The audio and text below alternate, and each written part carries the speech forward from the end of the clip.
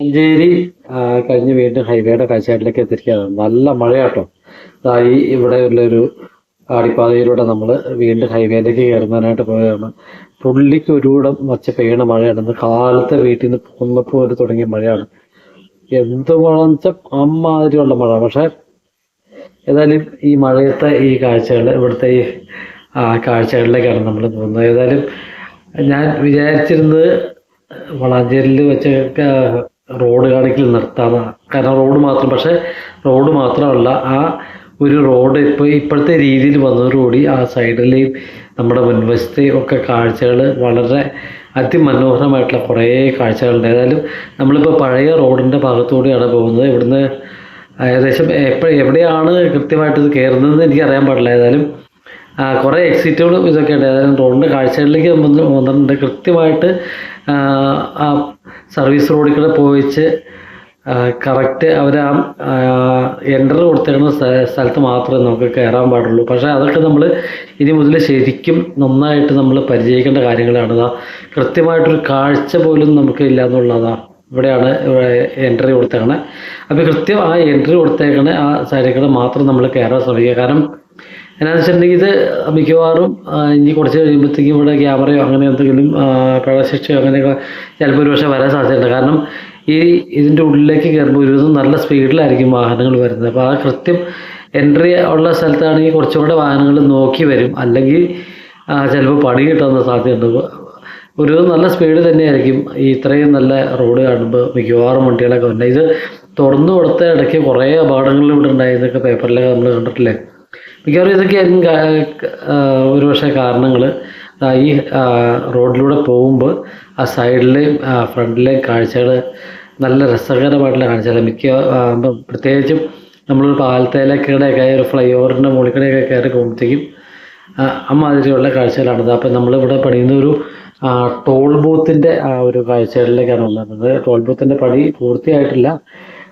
ഇവിടെ 3 ലൈനിലൂടെ വിടുന്നില്ല. ശരിക്കും ഒറ്റ സിംഗിൾ ലൈനാക്കിയാണ് വിടുന്നത്. കാരണം ഇവിടുത്തെ പണികൾ വീണ്ടും വളരെ ദ്രുതഗതിയിൽ തന്നെ നടന്നുകൊണ്ടിരിക്കുന്ന കാഴ്ചകളൊക്കെയാണ് നമ്മൾ കാണാൻ സാധിക്കുന്നത്. പ്രത്യേക സൈഡിൽ സ്റ്റൈലായിട്ടൊക്കെയാണ് ടോൾ ബൂത്തിൻ്റെ കെട്ടിടങ്ങളൊക്കെ അവിടെ അടിപൊളിയായിട്ട് പണിത് വരുന്നത്. അപ്പോൾ ആ ഒരു കാഴ്ചകൾ നമ്മൾ താമസിക്കാണ്ട് മിക്കവാറും ഇവിടെ നമ്മുടെ കേരളത്തിലെ ഒരു സ്ഥിതി വെച്ച് എന്തെങ്കിലുമൊക്കെ ചിലപ്പോൾ പ്രശ്നങ്ങളൊക്കെ ഉണ്ടാകാം. പക്ഷേ ടോള് നമുക്ക് കൊടുക്കാണ്ടിരിക്കാൻ പറ്റില്ല. കാരണം നമ്മൾ ഇത്രയും നല്ല റോഡ് നമുക്ക് ഗവൺമെൻറ് ഉണ്ടാക്കി തരുമ്പോൾ അതിനുള്ള ഫീസ് കൊടുക്കാനും കൂടെ നമ്മൾ ശരിക്കും ബാധ്യസ്ഥരാണ്.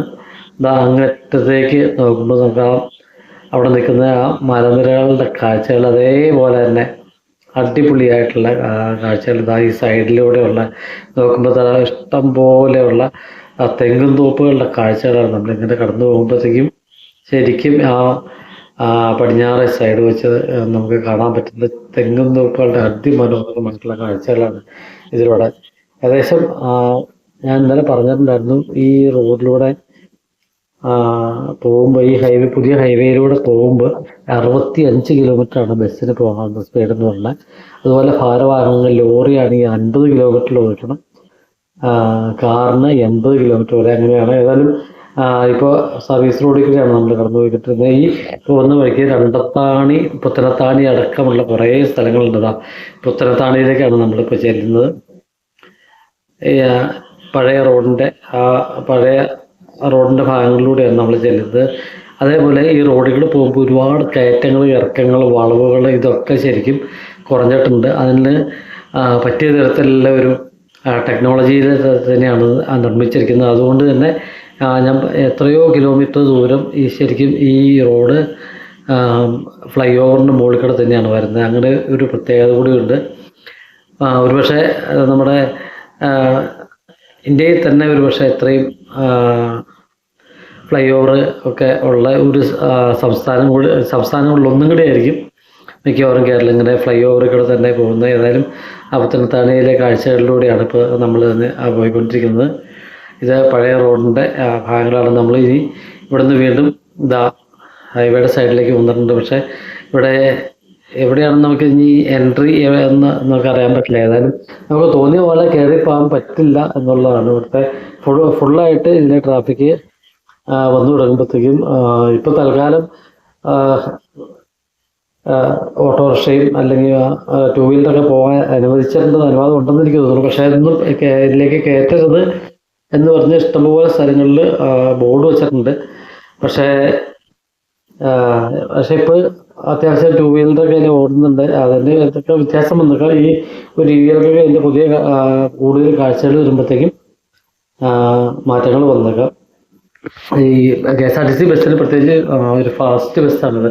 അപ്പം അതിനെ സംബന്ധിച്ചിടത്തോളം കുറേ സ്റ്റോപ്പുകൾ ഈ പുറത്തുണ്ട്. അതുകൊണ്ട് തന്നെ എല്ലാ സ്ഥലത്തും ഒരുപാട് സ്ഥലത്ത് ഈ ഒരു ബസ്സിന് സർവീസ് റോഡിലേക്ക് ഇറങ്ങേണ്ട ഒരു സംഭവമുണ്ട്. സൂപ്പർ ഫാസ്റ്റൊക്കെ ആണെങ്കിൽ മിക്കവാറും നിസ്സാര സ്റ്റോപ്പുകളോട് പോകും.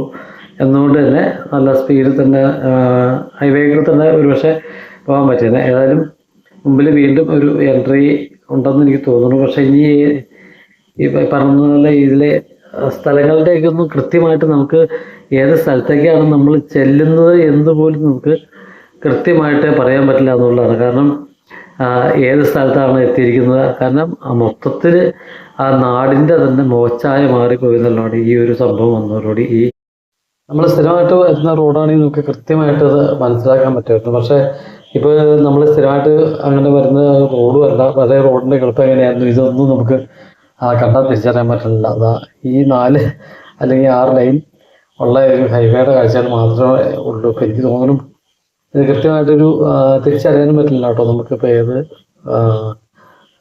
ഏതായാലും ഹൈവേ ആണെന്ന് മാത്രമേ നമുക്കറിയാൻ പറ്റുന്നുണ്ടെങ്കിൽ ഏതായാലും നമുക്ക് അടുത്തുള്ള ചങ്കുവെട്ടി എന്ന് പറഞ്ഞ കോട്ടക്കലിൻ്റെ കാഴ്ചകളിലേക്കായിരിക്കും ഇനി ചെല്ലുന്നതെന്ന് എനിക്ക് തോന്നുന്നു. പക്ഷെ അവിടേക്ക് ഏത് രീതിയിലാണ് ആ റോഡ് വന്നിരിക്കുന്നത് എന്നുള്ളതൊന്നും നമ്മളിപ്പോൾ ആദ്യമായിട്ടുള്ള യാത്ര ചെയ്യാണ്ട് കൃത്യമായിട്ട് യാതൊരു ഐഡിയ ഇല്ല. ഏതൊക്കെയോ സ്ഥലങ്ങളിലൂടെ പോകുന്ന പോലെ ഇപ്പോൾ തോന്നുന്നത്. ഒന്നാമത് ഈ ഫ്ലൈ ഓവറൊക്കെ ഉള്ളതുകൊണ്ട് അതിൻ്റെ മുകളിൽ പോകുമ്പോഴത്തേക്കും താഴെയുള്ള സ്ഥലങ്ങളെക്കുറിച്ചുള്ള ഒരു കാഴ്ചകളും ഒക്കെ കണ്ടുകൊണ്ടിരിക്കാമെന്നല്ലാണ്ട് ഇപ്പോൾ തൽക്കാലം ഏത് സ്ഥലമാണെന്നൊക്കെ അല്ലെങ്കിൽ സ്ഥിരം പോകുന്ന ആൾക്കാരായിരിക്കും. അപ്പോൾ ഇനിയിപ്പോൾ ഏതായാലും നമ്മൾ കോട്ടയിലേക്ക് ചെല്ലുന്നതിനായിട്ട് എക്സിറ്റ് എടുത്തിട്ടുണ്ട്. കോട്ടയ്ക്കൽ ജംഗ്ഷനിലേക്ക് ചെന്നുകൊണ്ടിരിക്കുകയാണ്. ഇവിടെയൊക്കെ പണ്ടത്തെ എൻ്റെ യാതൊരു ബ്ലോക്കും ഇല്ല, അടിപൊളിയായിട്ട് കിടക്കുന്നു. ഒരു റോഡ് വന്നതിൻ്റെ ഗുണമാണ്. അപ്പോൾ ഓക്കെ, നിർത്തട്ടെ.